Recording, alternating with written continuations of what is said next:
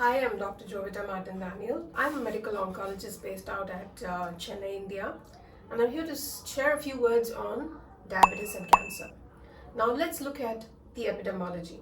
We see that in 2019, we had around 77 million people who were diagnosed to have diabetes.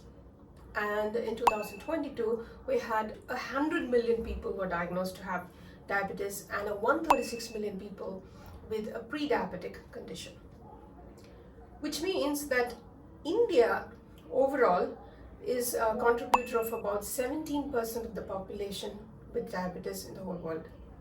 The extrapolated data in 2045 says that we might be having 145 million people who could be diagnosed with diabetes. Now, this is a very staggering number which needs to be taken into consideration, and we also need to see that what are the main causes and what really happens if diabetes is diagnosed to this large extent. We see that the main reason is India is one of the major rice producers and consumers, but there are other countries as well, like you have Philippines, Taiwan, Indonesia, Myanmar, Brazil, Japan, China. But why is it that India is called as a diabetic capital, whereas the other countries are not? Now, this needs to be thought of. That is because most of these countries who do consume rice and produce rice, consume rice in a portion fashion and in small, frequent meals. Whereas in India, we are major rice consumers to the point to which the portion size is so large, but the vegetables and fruits intake and protein intake is very compromised. And also we see that there is a lot of genetic factor related to it, family history related to it. Physical activity being poor in the recent days, a huge number of youngsters are now in the row of becoming a diabetic, and they are not even aware of it. They are in the pre-diabetic state. And we also see that there's a huge amount of stress with lack of activity, untimely food. A lot of people skip breakfast and they have very late meals, especially dinner. They have it after 10 o'clock instead of having it before 8 o'clock. The portion size is not really taken into consideration. When China and Japan is able to take, say, 5 meals a day with small portions of rice, that would be the right way to eat. A better way of explaining it would be that in a plate, if we have 50% of the plate with fruits and vegetables, a quarter plate with protein, and a quarter plate with carbohydrates. When we say carbohydrates, it is not the white rice that is polished. So what is the exact option that we have which is best for us? Complex carbohydrates is the way to go. So which means that we have to choose over the white polished rice, black rice, brown rice, millets, barley, sorghum, and ragi, oats. Now, what really happens? The diabetes is on the rise. What all after effects will it have in the body in general?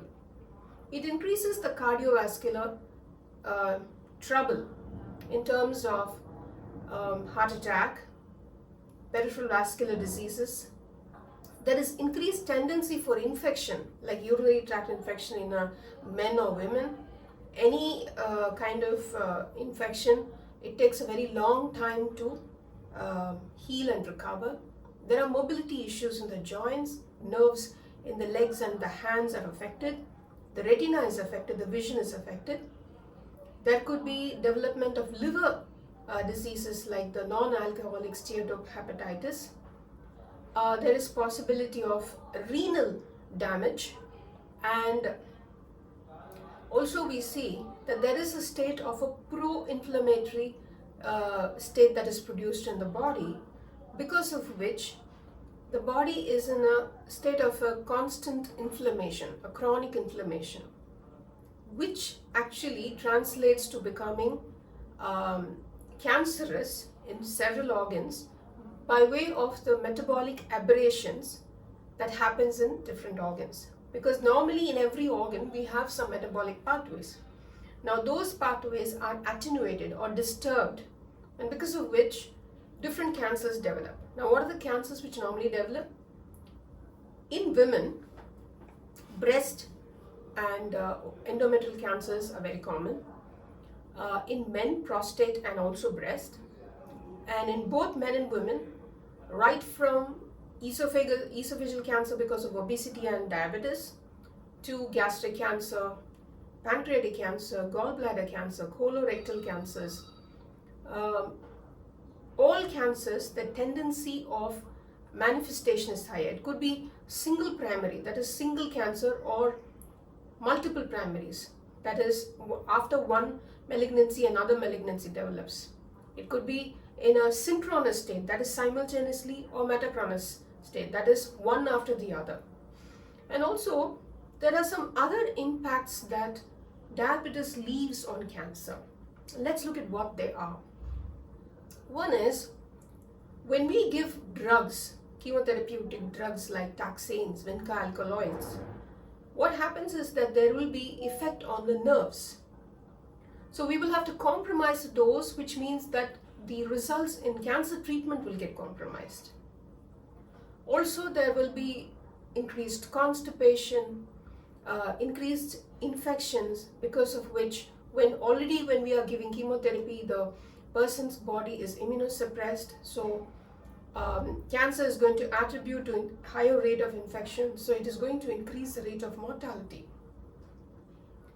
So there are multiple complications. What happens is there will be frequent hospital stays, frequent antibiotic usage, there could be ICU admissions, and there could be quicker recurrence to disease and compromised treatment. So the relapse will be quicker. So these are the effects of diabetes on cancer. Now let's look at why exactly this happens. That is, when sugar increases, there will be a state of chronic inflammation in the body, which leads to a chronic oxidative stress. And also there will be insulin resistance, because there's going to be insulin-like growth factor or insulin growth factors that is developed not by the pancreas, by other organs. There will be increased angiogenesis, which means that there will be new blood vessels that are formed in unnecessary areas and in the tumor areas, which will allow the tumor to thrive. There will be, in some areas, impaired angiogenesis. There will be drug interaction, higher complication rates, higher requirement of multimodality, multidisciplinary approach. Therefore, it is imperative that one understands that in the general public, we have to make decisive decisions in order to control our blood sugar levels by right lifestyle methods. Having more amount of vegetables and consuming more amount of vegetables and fruits, going less on the carbohydrates. We all like biryanis and rice, and all of our ancestors used to have a lot of rice in comparison to the protein and vegetables, and they used to have labor intensified jobs, as in they used to be in agriculture, or they used to do everything was physically and manually driven work. Even in kitchen, women used to be grinding with the hand.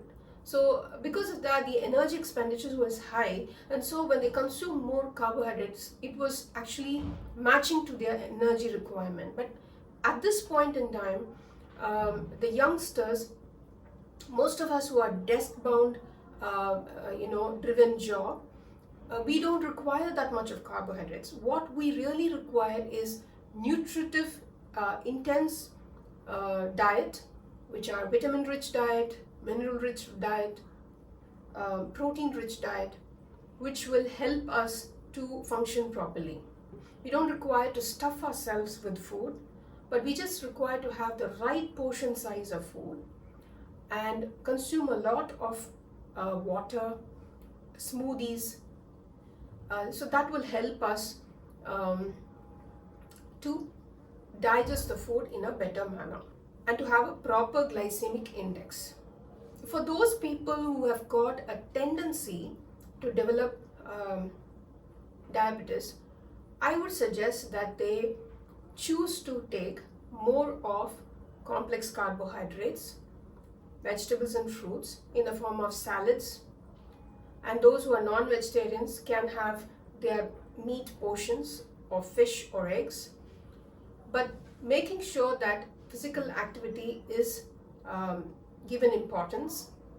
And we also see that instead of having large portions of rice, we could have large soup, porridges and smoothies in order to make sure that we feel fuller instead of feeling as if we have not eaten adequately. I hope this information that is given to you is useful. I'll come again with another video which will be helpful.